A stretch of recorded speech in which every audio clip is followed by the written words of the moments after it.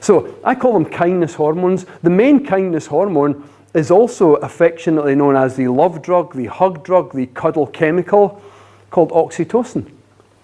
Now, oxytocin gets produced when you feel elevated through being kind, receiving kindness. It might even be because you've watched an inspiring movie or a clip on social media that makes you feel expanded and warm. But either way, how you feel, that elevation, that feeling associated with kindness produces kindness hormones. Now, stress hormones have an effect on your heart, on your cardiovascular system. Stress hormones have an effect on your immune system. So do kindness hormones, but they have the opposite effect. Where stress hormones eventually lead to, see, higher blood pressure and a damage in the cardiovascular system and a lower immune system, so kindness hormones have the opposite effect. They reduce blood pressure and they increase immune function. And I'll give you an example of what happens in the heart. So here's an artery. And love or kindness produces the kindness hormone oxytocin. Now, something that Andy mentioned earlier, and I'll talk more about it today as well, that your brain in many ways doesn't distinguish between real and imaginary. I mean, for example, your brain will produce stress hormones whether you're in a stressful situation or whether you're just remembering something that happened yesterday and reliving it in your mind, or whether you're just thinking of what might happen, anticipating something. So being in the moment of stress, remembering it or imagining it, to your brain is much the same thing. So in other words, in many ways, the brain doesn't distinguish real from imaginary. It's the same with kindness. You can be doing an act of kindness and feel moved or elevated, or you could remember something that happened yesterday or last week or 10 years ago and feel the same elevation and produce the same kindness hormones. Or you could be just imagining what it might be like to experience compassion or empathy or kindness or affection or warmth or a hug even. And it's the same, your brain and body will produce stress hormones. Now, kindness hormones, one of the places that kindness hormones are produced, oxytocin produced, is in the heart. We used to always think it was just the brain, but they're actually produced in the heart as well. And they I've drawn them as little hearts there. You see, I've drawn them as little hearts. That's oxytocin, simply because it's associated with love. Now, what I've written here, oxytocin receptors, think about it this way. If you go into a large car park, you might notice in very large car parks that there are different shapes and sizes of parking bays that are receptive to vehicles of different shapes and sizes, especially if you go to like the motorway and you go to a big motorway services, you'll notice that there's normal sized parking bays that are receptive to normal sized vehicles. You've got some newer modern car parks have slightly bigger parking bays that are receptive to like SUVs, bigger, maybe 4x4s and things. And you've got really big parking spaces that are receptive to large vehicles like buses, for example. And even some car parks have tiny little spaces that are receptive to motorcycles and bicycles and stuff. So in the arteries, and in all cells actually, you have similar parking bays, but scientists don't call them parking bays. They call them receptors because they're receptive to, but the vehicles that when it comes to this subject in our arteries, the vehicles that these parking bays are receptive to are not cars and buses and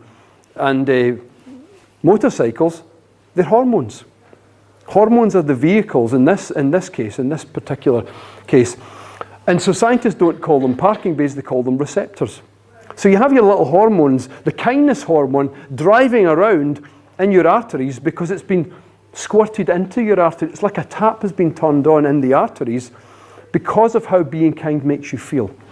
Because you feel nice, you feel warm, you feel elevated. It feels nice whether you give the kindness, receive the kindness, or you're just witnessing the kindness.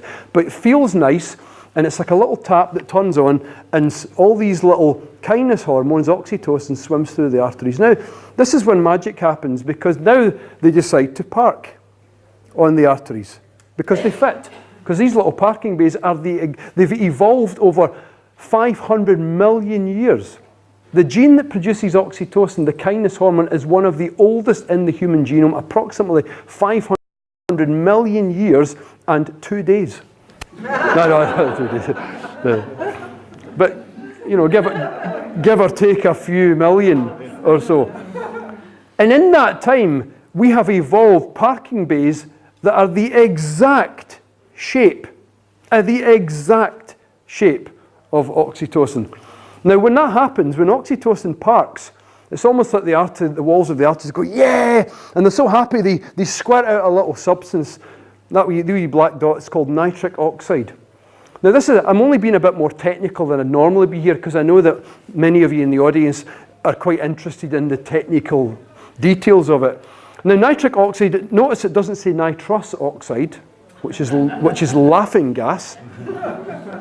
But nitric oxide itself is a heart drug. In fact, when I worked in the pharmaceutical industry, one of the first things I learned was one of the simplest heart drugs is a delivery of nitric oxide. Who's heard of trinitroglycerine for angina? Trinitroglycerine is just i.e. 3 nitros, 3 nitric oxide. Trinitroglycerine is just a little Lego shape, a little shape like that with 1 nitro, 2 nitro, and 3 nitro. Once you take it in the body, it immediately produces 3 nitric oxides. Now, it's a heart drug because when nitric oxide goes into your arteries, it softens the walls of the arteries. So the walls of the arteries soften, and then they begin to dilate. And if the artery dilates, the heart doesn't have to push quite as hard to get the blood through, so blood pressure comes down. So blood pressure is coming down because you're being kind. Isn't that amazing? So kindness is cardioprotective. In the same way, oxytocin is known as a cardioprotective hormone because it protects your cardiovascular system. So any way of producing oxytocin is referred to as a cardioprotective practice. So kindness is cardioprotective. Compassion is cardioprotective. Generosity of spirit, affection is cardioprotective.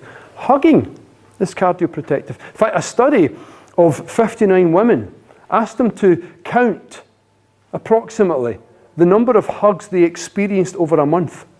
And they had their levels of oxytocin taken at the end of the month.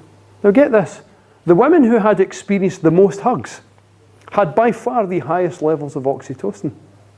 You could say a hug a day keeps the cardiologist away, given the fact that hugs have such a powerful effect. In fact, see before I talk about why don't you give the person beside you a wee hug, right? Hug it out.